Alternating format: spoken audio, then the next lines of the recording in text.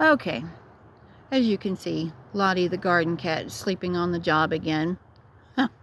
We'll give you a brief update on this disaster. What in the world? We'll start with this, our little cantaloupes. I don't think they're going to make it. It was 102 on Thursday, 103 on Friday, 55 this morning. That's the temperature in the Panhandle of Texas.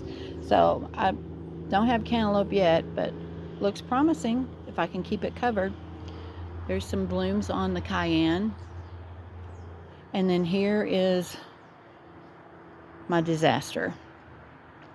Lessons learned. Plant a little further away from the wall. Plant a lot further apart. This puny looking thing, it's got 2 tomatoes on it and these little bitty blooms, but it just won't grow. As you can see, the whopper plant next door has taken over.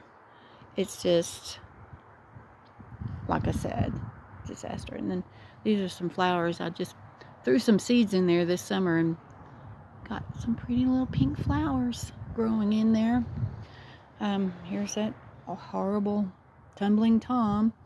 It produces, like I say, a couple of little tomatoes every other day. Hey, there's breakfast.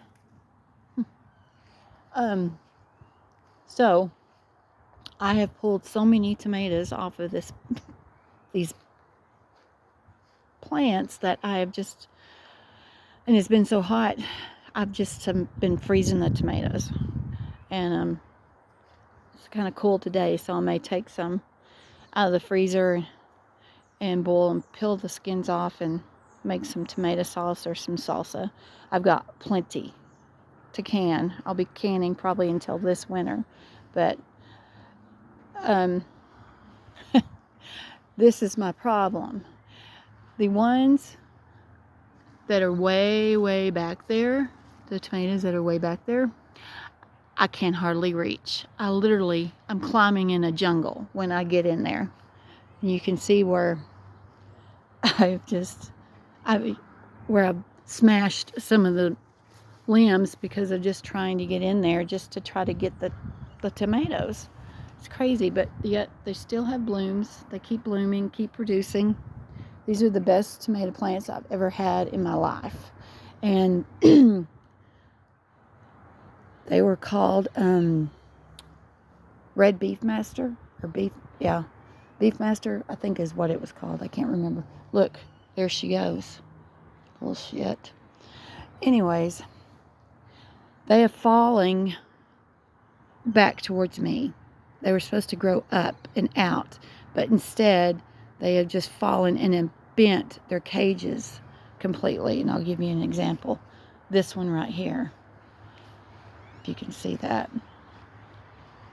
It totally just, it was so heavy that it just bent the whole cage down, which it's still growing. There's some places that it's not, but it's still growing, still producing. But trying to get into that mess to find a ripe tomato is hard without breaking limbs. But we'll go on to this. I got lots of peppers. That's why I'm thinking I may just make salsa today. It sounds like a good deal. Good thing to do today. They're not quite as big as they need to be. But there you go. West Texas garden update. Disaster.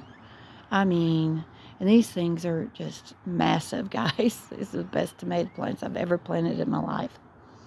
But thanks for watching, and catch y'all next time.